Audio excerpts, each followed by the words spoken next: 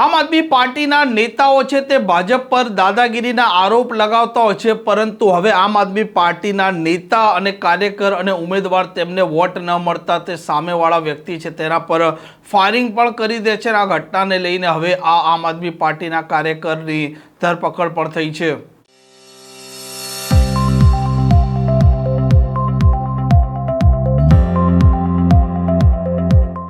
નમસ્કાર, આપ જોઈ રહ્યા છો હોટલાઇન ન્યૂઝ અને હું છું આપની સાથે તોફિક ગાંચી. આમ આદમી પાર્ટીના નેતાઓએ અનેક વખત દાવો કર્યો કે ભાજપના કાર્યકરો છે તે દાદાગીરી કરી રહ્યા છે, તેમના ઉમેદવારોને ડરાવી ધમકાવી રહ્યા છે અને લોકો તેમને વોટ ના આપે તે માટે પોલીસનો ઉપયોગ પણ કરવામાં આવે છે. આવા આરોપ અનેક વખત ચૈતર વસાવા હોય કે ગોપાલ ઇટાલિયા કે પછી ઈસુદાન ગઢવી લગાવી ચૂક્યા છે, પરંતુ આ જ સ્થાનિક સ્વરાજ્યની ચૂંટણીમાં તેમના જિલ્લા પંચાયતના ઉમેદવાર હતા, તેમને વોટ ના મળ્યા અને ત્યાર પછી તે દાદાગીરી કરે છે, 3 રાઉન્ડ ફાયરિંગ કરે છે અને ત્યાર પછી ત્યાંથી તે ભાગી જાય છે. જોકે જે પ્રકારે આ ઘટના આદિવાસી વિસ્તારમાંથી સામે આવી હતી ત્યાર પછી પોલીસે છે આ જેસવાડા પોલીસ સ્ટેશન છે તેમાં ગુનો પણ દાખલ કર્યો હતો, કેમ કે મામલો ગંભીર હતો. દાહોદ જિલ્લાનો આ મામલો હતો અને ત્યાર પછી આ ફરાર આરોપી શૈલેષ ભાભોર છે તેને પોલીસ હવે ઝડપી લે છે અને કાયદાનું ભાન પણ કરાવે છે, કેમ કે શૈલેષ ભાભોરે જે પ્રકારે સામેવાળા વ્યક્તિ હતા નડેવાલ ખાતે રહેતા મેમર ભાભોર તેમના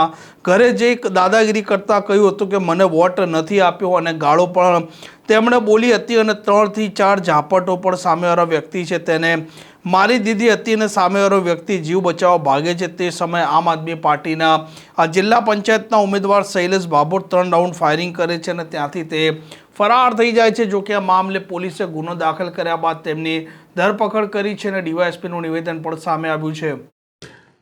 દાહોદ જિલ્લાના જેસાડા પોસ્ટ વિસ્તારના ડેઢેલો ગામ ખાતે ગઈકાલે ફાયરિંગની ઘટના ઘટી હતી.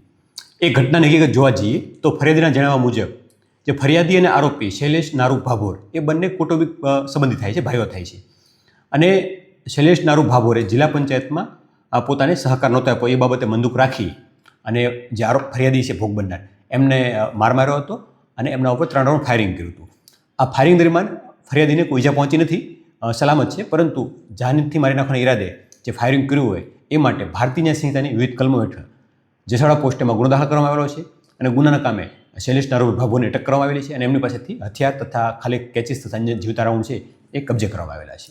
સર, આજે ફાયરિંગ કરનાર વ્યક્તિ છે એ કઈ પાર્ટીમાંથી એમને ઉમેદવારી નોંધાવી હતી? જે ફાયરિંગ કરનાર વ્યક્તિ છે શૈલેષ નારૂ ભાભોર એમણે જિલ્લા પંચાયતની ચૂંટણીમાં ગત ચૂંટણીની અંદર આમ આદમી પાર્ટીમાંથી ઉમેદવારી નોંધાવી હતી અને એમનો પરાજય થયો હતો. આમ જે પ્રકારે દાહોદની ઘટના સામે આવી હતી તેને લઈને સૌ કોઈ ચોંકી ગયા હતા, કેમ કે આમ આદમી પાર્ટીના નેતાઓ તો અવારનવાર છે તે વિક્ટીમ કાર્ડ ખેલતા હોય છે અને ભાજપ પર આરોપ લગાવતા હોય છે, પરંતુ હવે તેમના જ આ ઉમેદવારે ફાયરિંગ કર્યું છે ત્યારે તે ચૂપ થઈ ગયા છે.